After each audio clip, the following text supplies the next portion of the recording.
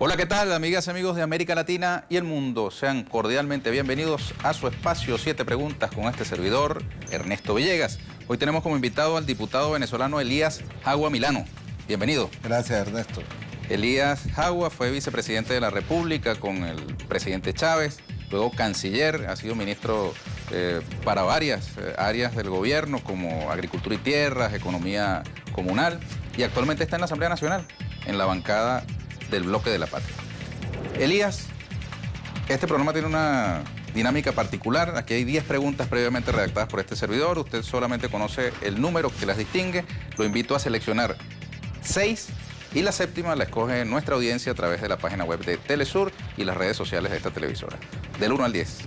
6. Vamos a hacer 1, 1, 3, 3, 5, 5, 7, 7, 9 9 y 10. y 10. Perfecto. Entonces, entre la 2, la 4, la 6 y la 8, ustedes, amigas y amigos, pueden escoger la séptima pregunta. Van a conocer en breve, a través de la página web de Telesur, el contenido de cada una de ellas. Nosotros vamos a una muy breve pausa y venimos enseguida con Elías Jagua Milano.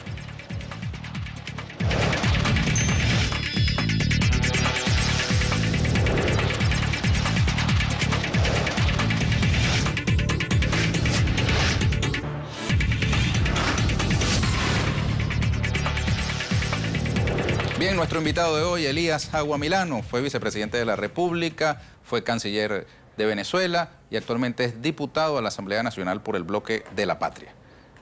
Es además miembro de la Dirección Nacional del Partido Socialista Unido de Venezuela. Vamos directamente con la dinámica de este programa. La pregunta número 1 dice lo siguiente: ¿qué se siente, Elías Jagua, celebrar su cumpleaños el mismo día en que se conmemora la muerte del libertador Simón Bolívar? Un compromiso. Es un compromiso, ¿no? Además está referido a una historia familiar, ¿no? Mi mamá refiere que nací exactamente a la 1 de la tarde. Cuando ella estaba dando a luz, estaba cerca de una Plaza Bolívar y escuchaba el himno nacional. Quizás toda esa historia que mi madre cultivó fue generando en mí el amor a la patria, el bolivarianismo y este compromiso de patria que tenemos. ¿Y de dónde le viene a Elías Jagua la inclinación hacia la izquierda? Porque entiendo que su papá era copeyano, ¿no? Mira, del Partido Social Cristiano Copey. Sí, correcto. Mi papá fue diputado por el Partido Social Cristiano Copey, pero mi mamá siempre más bien tuvo ideas progresistas y nos fuimos a vivir en Maracay.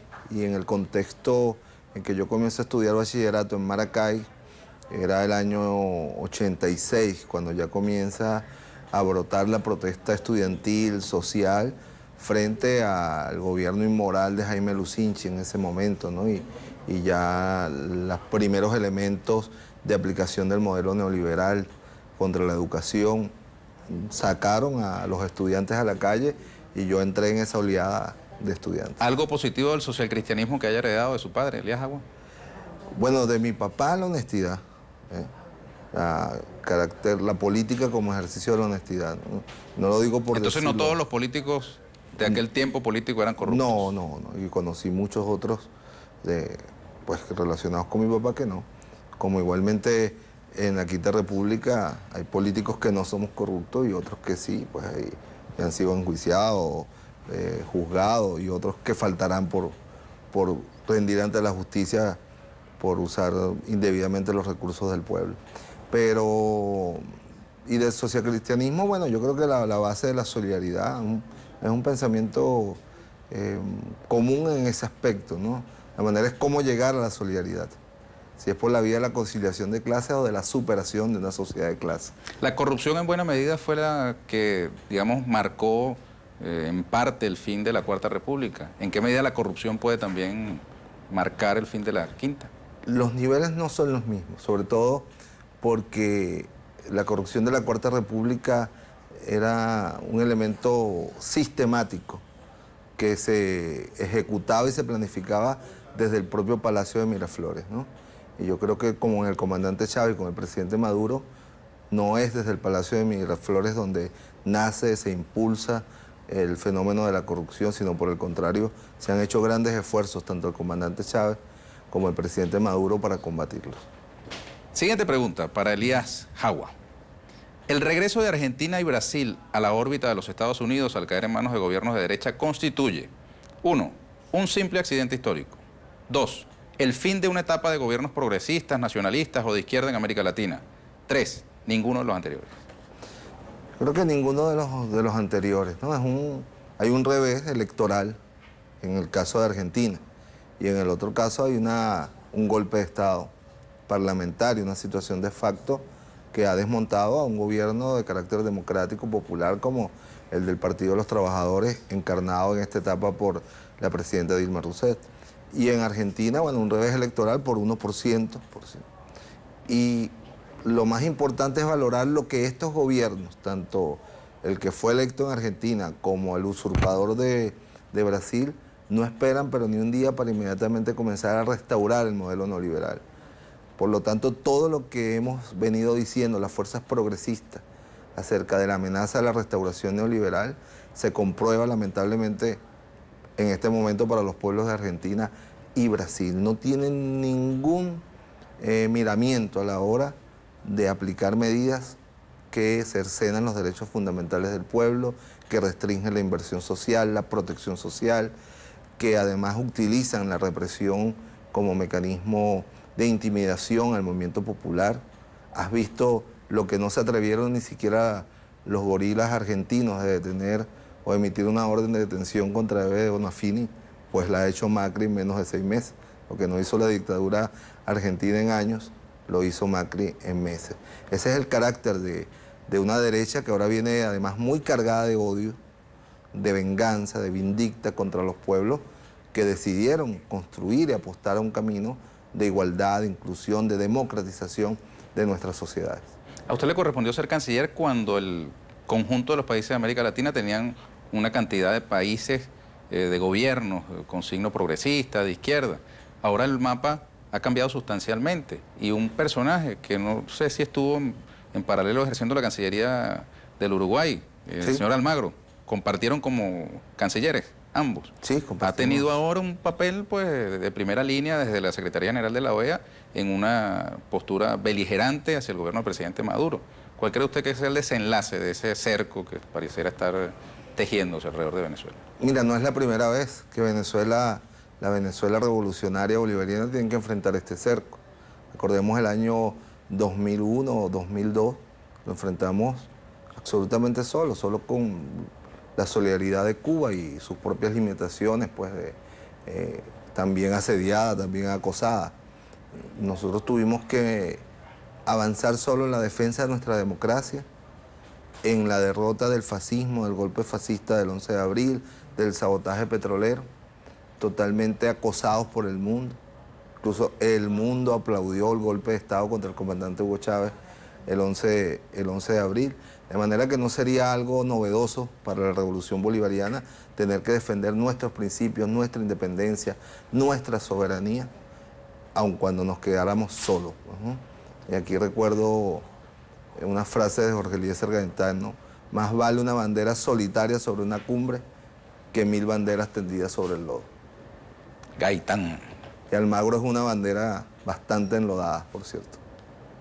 ¿Ustedes tuvieron relación personal cordial en su tiempo de cancilleres?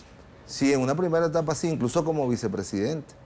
Era un hombre que se mostraba muy afecto, amigo del proceso bolivariano, admirador del comandante Hugo Chávez, amigo fraterno del presidente Maduro, porque ellos habían compartido mucho más tiempo como canciller. Pero un momento, un punto de quiebre donde comenzamos a observar conductas que nos hicieron ya evidenciar después de... Nosotros hemos visto mucho mundo en estos 18 años y muchas tradiciones y rápidamente detectamos que los pasos que Almagro comenzó a dar eran los propios de una persona que había sido captada por el gobierno de los Estados Unidos para torpedear la integración suramericana y para atacar al gobierno bolivariano. Siguiente pregunta de las numeradas para Elías Agua. En la guerra económica, ¿quién es el enemigo? ¿Y quién la va ganando hasta ahora? Mira, el enemigo contra el cual se ha desatado la guerra económica es el pueblo de Venezuela. Se trata de una estrategia de minar la moral y la conciencia de un pueblo a través de cercenarle los derechos que, por cierto, ese pueblo logró en la Revolución Bolivariana. Pero ¿quién es el enemigo que la desata? Bueno, en primer lugar, la oligarquía venezolana, los grandes monopolios. Venezuela es una economía dominada todavía, así tenemos que decirlo autocríticamente. 17 años después de Revolución, la economía venezolana está dominada por los monopolios capitalistas, de la producción y distribución de alimentos, fundamentalmente, de los medicamentos, de los productos esenciales de la vida. Avanzamos nosotros en un conjunto de elementos como las telecomunicaciones, algo en el sector financiero, pero el grueso de la economía sigue estando en manos de los sectores monopólicos y de la gran banca. Aupados y apuntados. Es un reconocimiento, si se quiere, grave, ¿no? Después de tanto tiempo que sí, estemos en manos de los mismos poderes del pasado. Es verdad, porque la primera etapa de la revolución fue expandir, crear y expandir un sistema de protección social, con la característica de Venezuela, que al tener una renta petrolera, podíamos hacerlo y lo hicimos, y lo seguimos haciendo en medio de las dificultades, hacer una redistribución democrática de esa renta petrolera. Pero el comienzo del proceso de democratización de los medios de producción, de los factores de producción, comenzó apenas hacia el año 2007, 2008, cuando el comandante Chávez comienza a aplicar la Constitución en materia de democratización de la propiedad, la lucha contra el latifundio, la lucha contra los monopolios. De manera que el proceso apenas comenzaba, porque nuestra primera prioridad fue proteger al pueblo, ¿no? Reducir la amplia desigualdad en la distribución de la renta petrolera y lograr sacar a importantes contingentes de la población de la pobreza, como lo hicimos. Ahora, el principal enemigo entonces, que desata la guerra económica. Capital monopólico nacional venezolano. Apuntalado, sin duda alguna, por el gobierno de Estados Unidos, que brinda protección, por ejemplo, a uno de los elementos más importantes de la guerra económica, que es el dólar paralelo, cuyas plataformas tecnológicas para posicionar un tipo de cambio que no es el que se corresponde ni al legal, ni siquiera al propio mercado capitalista, opera desde los Estados Unidos con abierta impunidad. Ok, ¿y quién va ganando al día de hoy esa guerra económica? Estamos en pleno combate, es un duro combate que sin duda alguna ha tenido efectos dolorosos para el pueblo venezolano, sobre todo porque un pueblo que había logrado y había conquistado en la primera década de la revolución las cosas que nunca tuvo antes, de repente abruptamente siente que esos derechos fundamentales han sido vulnerados. Venezuela cuenta con un sistema de distribución de alimentos subsidiados que no tiene ningún país del mundo. Eso nos los vulneraron como parte de la guerra económica.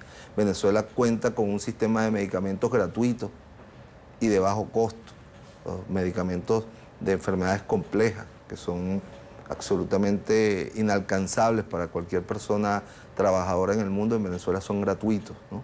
Pero eso hoy está vulnerado. De manera que, como te dije, la guerra económica tiene el sentido de golpear moralmente a un pueblo, de decirle, tú no tienes derecho a esto, ¿no? Esto fue una ilusión, como es parte de lo que se dice, un gran engaño. Los pueblos no tienen derecho a tener alimentación gratuita o subsidiada, a tener medicamentos a bajo costo o gratuitos, ¿no? Todo eso fue una estafa y ahora la estás pagando. Ese es el mensaje que quieren darle al pueblo venezolano. Si en primer lugar el enemigo que desata la guerra económica es la oligarquía nacional, los grandes poderes privados, no son los mismos que están siendo convocados a los 14 motores de reactivación económica que el gobierno del presidente Maduro está No impulsando. necesariamente. Mira, en Venezuela, precisamente por el carácter monopólico de algunos sectores importantes, existe una diferenciación entre ellos y los pequeños y medianos industriales. Y fundamentalmente los que se han dispuesto a trabajar por la recuperación económica del país ha sido la pequeña y mediana industria venezolana, ¿no? Que sin dejar de tener también una responsabilidad en toda esta compleja situación económica, debemos reconocerle que ha dado un paso de rectificación y de querer trabajar junto al gobierno para superar la situación que hoy afecta a nuestro pueblo. Recordamos a nuestra audiencia que puede escoger la séptima pregunta a través de la página web telesurtv.net y a través de las cuentas en Twitter y Facebook de esta televisora. Vamos con la siguiente pregunta para Elías Jagua. ¿Qué tan importante es para los venezolanos que su país presida el Mercosur y próximamente asuma la presidencia del Movimiento de Países No Alineados? Bueno, es un reconocimiento al posicionamiento que la Revolución Bolivariana, primero bajo el mandato del comandante Hugo Chávez y ahora del presidente Nicolás Maduro, logró. Venezuela era un país absolutamente aislado en el mundo por su subordinación a las políticas norteamericanas, con lo cual no era respetado ni querido en el mundo porque siempre estábamos alineados respaldando las agresiones de Estados Unidos contra los pueblos de África, contra los pueblos del Medio Oriente, ¿no? O contra el Caribe, contra el propio Caribe, las islas del Caribe, que ahora son países con sus propios gobiernos autónomos. Y nosotros hemos logrado romper en estos años de revolución y posicionarnos en una nueva dinámica de la geopolítica mundial que nos permite el reconocimiento de ser presidentes en este momento de UNASUR, de Mercosur, ser miembros del Consejo de Seguridad de las Naciones Unidas y vamos a asumir la presidencia del Movimiento de Países No Alineados. Estamos en 4 instancias internacionales, lo cual implica un reconocimiento de la inmensa mayoría de los países del mundo al esfuerzo de Venezuela por constituirse en un país soberano. La cumbre de los países no alineados en la isla de Margarita no está en riesgo tras el episodio vivido por el presidente Maduro en un poblado en el que hubo un encuentro con factores de oposición. Es un episodio menor y forma parte del día a día que vivimos todos nosotros que estamos en la calle. El presidente Maduro y nosotros somos dirigentes que estamos en la calle. Nosotros no andamos en una burbuja y andamos interpelando y siendo interpelados. Eso es una práctica que el comandante Chávez desarrolló y que nosotros hemos continuado, ¿no? Nosotros no le tenemos miedo al debate cara a cara con sectores opositores que en el seno de la población nos podamos encontrar en el desarrollo de nuestras actividades, ¿no? Y para nada, el pueblo de Margarita es un pueblo absolutamente pacífico, un pueblo que está emocionado de recibir esta cumbre como recibió la cumbre de los países África-Suramérica que presidió el comandante Hugo Chávez en el año 2009, más o menos para esta fecha del año 2009, y esa cumbre fue un verdadero éxito, como lo va a ser esta de los países no alineados, donde Venezuela asume la presidencia de un grupo que está integrado por más de 130 países. Por su carácter de isla, Margarita sufre con un rigor quizás superior a otros lugares de Venezuela los efectos de esta guerra económica o de los problemas, las distorsiones de la economía venezolana, quiera usted verlo como lo quiera ver, particularmente en materia de agua, los alimentos, medicamentos, hay, digamos, dolores que sufre el pueblo margariteño realmente. ¿De eso hay conciencia en la dirigencia de la Revolución Bolivariana o hay una burbuja que no se reconoce? No, para nada. Nosotros estamos perfectamente conectados con la situación compleja que atravesamos como pueblo, ¿no? Pero no le rehuimos a ese problema. Nosotros estamos en la calle, desplegados por todo el país, en grandes movilizaciones, pero también en pequeñas reuniones, en encuentros, y hasta donde podemos, llevando una vida cotidiana, porque al menos yo siempre lo intento, ¿no? De conectarme en la vida cotidiana, mucho más allá de las vanguardias populares con las cuales nos reunimos, lograr conectar con la gente, con su realidad y su complejidad.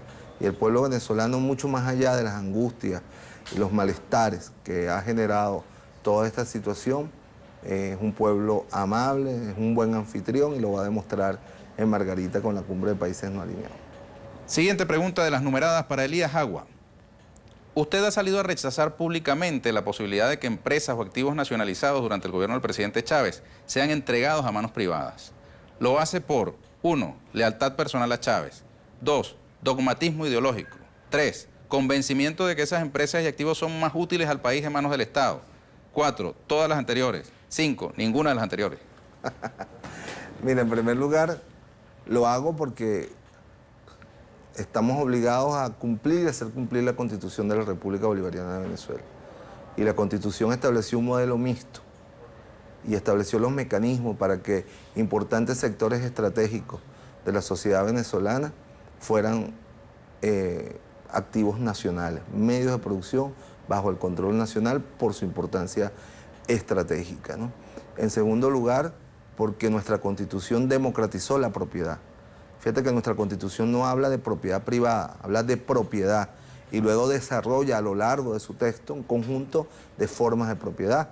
La propiedad individual, la propiedad de empresas comunales, la cogestión, la autogestión obrera, las cooperativas, la propiedad pública. De manera que cuando salgo a defender las empresas nacionalizadas o en manos de los trabajadores, estoy defendiendo la Constitución que yo corredacté como constituyente, ¿no? Y en segundo lugar, sin duda alguna que por lealtad al comandante Hugo Chávez, a su pensamiento, a su obra, a la valentía de haberse atrevido a enfrentar poderosos intereses transnacionales y nacionales para devolverle la tierra a los indígenas, a los campesinos que habían sido expropiados por los terratenientes, ¿no? Por haber ocupado empresas que fueron abandonadas por los capitalistas y dejaron a los trabajadores sin empleo. El comandante Chávez las asumió, muchas de ellas siendo chatarras, solamente por preservar los puestos, el derecho al trabajo de esos trabajadores y trabajadoras. Todo eso vale la pena defenderlo. Y eso no es dogmatismo, eso es ser leal a un pueblo, a una constitución y a la construcción que un hombre con mucha valentía se atrevió a hacer de devolverle al pueblo lo que al pueblo le pertenecía y se lo habían expropiado. Ahora, que esté en manos de los trabajadores o del Estado no es garantía de funcionamiento eficiente. Hay que hacerla funcionar eficientemente, pero que esté en manos del capital privado tampoco. Y te puedo poner ejemplos, miles, las azucareras, por ejemplo, un verdadero desastre. Es una vergüenza cómo los capitalistas que manejaban el negocio del azúcar dejaron los centrales azucareros que se los habían subastado a precio de gallina flaca porque eran del Estado, recordemos esto. Casi todo lo nacionalizado y todo lo recuperado eran bienes del Estado que en la orgía neoliberal de los 90 habían sido subastados a precio de gallina flaca, generando además explotación, flexibilización. El reto es lograr la máxima eficiencia. Y no es cierto que todas son ineficientes, es otra matriz que hay que combatir. Hay bastantes ejemplos, y no pocos, de tierras productivas en manos de campesinos, de comunas, de empresas autogestionadas por los trabajadores que aún en medio de la guerra económica están produciendo con su propio esfuerzo, y eso también hay que reconocerlo y eso hay que defenderlo. Siguiente pregunta. Por lo pronto, solo que te quiero decir algo para Dígalo. que quienes nos oyen, el tamaño de las empresas en manos de los trabajadores o propiedad social en Venezuela es menos del 1% de la industria nacional. De 30.000 empresas censadas, solo 270 son empresas de carácter nacional o en manos de los trabajadores. O sea que Venezuela no es la Unión Soviética. No es la Unión Soviética, por lo tanto no se puede responsabilizar de la actual situación económica a 270 empresas nacionalizadas. Habría que responsabilizar a las 29.000 empresas capitalistas que no producen y que no distribuyen justamente. Siguiente pregunta para Elías Agua. La oposición ofrece a los venezolanos un referendo revocatorio como panacea para todos sus problemas. ¿Qué le ofrece el chavismo? Estabilidad, prosperidad, la recuperación de la prosperidad que logramos solo en la Revolución Bolivariana y la expansión, ¿no?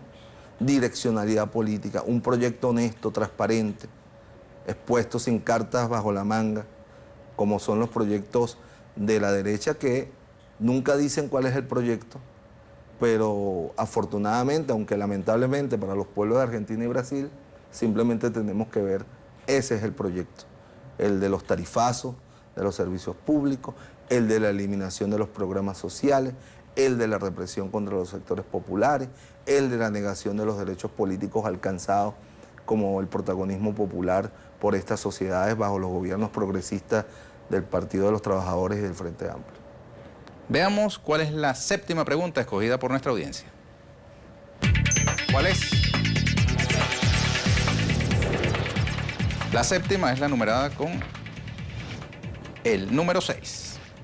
Si tuviese una máquina del tiempo que lo devolviera a su época de ministro de Agricultura y Tierras, ¿qué políticas corregiría para que Venezuela tuviese una agricultura más fuerte y dependiera menos de las importaciones? Mira, Yo soy muy autocrítico, pero yo te diría, no fueron las políticas de Elías Agua, fueron las políticas del presidente Chávez y de la Revolución Bolivariana. Te las enumero. Exoneración del impuesto sobre la renta, ¿no? Tasa preferencial agrícola entre el 4 y el 12%. Una cartera obligatoria por ley de la banca privada al sector productivo. Combustible subsidiado, electricidad subsidiada, agua subsidiada, inversión en infraestructura de riego, de carreteras, ¿no? Subsidios directos a los productores, fertilizantes subsidiados. No hay política en materia agrícola que demande un productor del mundo que no haya sido aplicada durante la Revolución Bolivariana. No solo durante mi gestión como ministro, sino durante toda la Revolución Bolivariana. Te voy a explicar. Aquí los productores, tanto los industriales como los agrícolas, se colocan techos de producción para condicionar la oferta y por lo tanto lograr la ganancia en el mercado especulativo, ¿no? ¿Qué nos faltó? ¿Qué nos pudo haber faltado? Bueno, quizás mayor capacidad de ejercicio de autoridad por un lado, para lograr evitar, por ejemplo, la fuga de contrabando importante de la producción, y por el otro lado quizás mayor persuasión, mayor insistencia en la elevación de la conciencia de los medianos y de los grandes productores acerca de la importancia de producir alimentos para el país. Pero yo te puedo decir, y no es la defensa de la gestión de Elías Agua, no hay gobierno en el mundo que haya aplicado todas las políticas agrarias que cualquier productor del mundo aspiraría, como lo hizo el comandante Hugo Chávez. ¿Y por qué entonces la dependencia? Y quien no sea mezquino, mezquino tendrá que reconocerlo. ¿Y por qué la dependencia de las importaciones? Porque nos enfrentamos a una burguesía agrícola absolutamente obsesionada con la idea de que la ganancia la obtiene en un precio especulativo y no en el incremento de la producción y los rendimientos. Y se ponían y se siguen poniendo techos de producción para condicionar la oferta. Y eso lo puedo debatir con quien sea y donde sea. ¿Y cuál es la solución? ¿Ah? ¿Cuál es la solución? Bueno, avanzar, en primer lugar, en diversificar las formas de propiedad o de producción de la tierra, ¿no? Ya que estos sectores medianos y grandes es imposible, aun con todas estas políticas de estímulo, convencerlos. Lo que hay es que lograr entonces expandir y democratizar los productores. Y eso es una limitante también en Venezuela, porque en un país donde la economía de servicios tiene un peso fundamental, donde el 80% de la población vive en las zonas urbanas, es muy difícil entonces quien se dedique al trabajo agrícola. La agricultura en Venezuela es un tema complejo que lleva mucho esfuerzo, mucho tiempo, mucha inversión y mucha creación de de retomar la cultura del trabajo productivo agrícola que perdimos. Vamos a cosechar aquí una pregunta adicional. La oposición venezolana desconoce la movilización del chavismo el 1 de septiembre y la vocería del chavismo minimiza la importancia de la movilización que esa misma oposición hizo en esa misma fecha en Caracas. ¿Se subestiman los dos factores políticos que están en pugna en Venezuela mutuamente? Nosotros nunca hemos subestimado a la oposición y reconocemos, el presidente Maduro en el acto del 1 de septiembre reconoció a las miles de personas que marcharon, se estiman 25.000, 30.000 personas de la oposición, ¿no? Y sobre todo, los organizadores de la oposición dicen que fue 1.100.000. Cualquiera que le meta ojo a esas imágenes sabe que ahí no hay 1 millón de personas, ¿no? Nosotros que tenemos 18 años organizando marchas y concentraciones, obviamente que ninguna de las avenidas donde ellos estaban concentrados cabe 1 millón de personas. De manera que yo creo que hay que dimensionar las cosas en su justo contexto. Yo creo que fue una movilización importante en primer lugar porque demostró que en Venezuela hay una democracia, nuevamente demostramos, donde las personas que pacíficamente lo quieren hacer pueden mostrar sus diferencias, ¿no? Con la revolución bolivariana, con el proyecto bolivariano. Luego porque lo hicieron en paz. Lamentablemente por las expectativas creadas por la dirigencia de la oposición respecto a lo que iba a pasar el 1 de septiembre, que un día final, un día conclusivo, referéndum o estallido, terminaron siendo frustrantes para una parte de las personas que allí participaron. que son personas o grupos importantes de la sociedad venezolana que han sido enfermados por el odio y que creían que esa manifestación iba a terminar en un asalto nuevamente a Miraflores, el linchamiento del presidente de la República y el aniquilamiento de todos los chavistas. Gracias a Dios y a la conciencia mayoritaria y a la voluntad de paz de la inmensa mayoría del pueblo venezolano, fue una movilización democrática, pacífica, una marcha, terminaron leyendo un documento entre muchos codazos de los dirigentes en la tarima para aparecer en cámara y ya, terminó pues en paz, protegida además por unos órganos de seguridad del Estado que son ejemplos, la Guardia Nacional Bolivariana, la Policía Nacional, en la construcción de una nueva noción de garantía del orden público democrático que nunca existió en Venezuela, un país acostumbrado al disparen primero y averigüen después de los gobiernos de la Cuarta República. Terminemos, Elías Agua, con las perspectivas. ¿Qué va a pasar en Venezuela de aquí a fin de año? Bueno, nosotros vamos a trabajar, los chavistas, el gobierno bolivariano, el gran polo patriótico Simón Bolívar, por lograr garantizar la estabilidad política que nos permita seguir avanzando en el despeje de esta compleja situación económica, ¿no? Lograr mejorar la distribución de alimentos y otros productos, medicinas, bienes esenciales, servicios básicos, para poder amanecer el 1 de enero del 2017 con una mejor situación respecto al abastecimiento de productos y de la situación general de la economía venezolana. Por eso hemos insistido tanto en el derecho a la paz que tiene el pueblo venezolano para avanzar. Y por eso seguimos insistiendo, acompañando al presidente Nicolás Maduro, a que la oposición venezolana deje de hacer política a costa del dolor, del sufrimiento, de la angustia de nuestro pueblo y se siente a dialogar políticamente con nosotros para encontrar un mínimo de reconocimiento que afecte en lo menor medida al pueblo venezolano. Perfecto. Muchas gracias, Elías Agua. Éxito. Bueno, amigas y amigos, con esto hemos llegado al final por el día de hoy. Nosotros los invitamos para una nueva oportunidad en 7 preguntas con este servidor Ernesto Villegas, siempre con muchísimo respeto por ustedes. Hasta la próxima.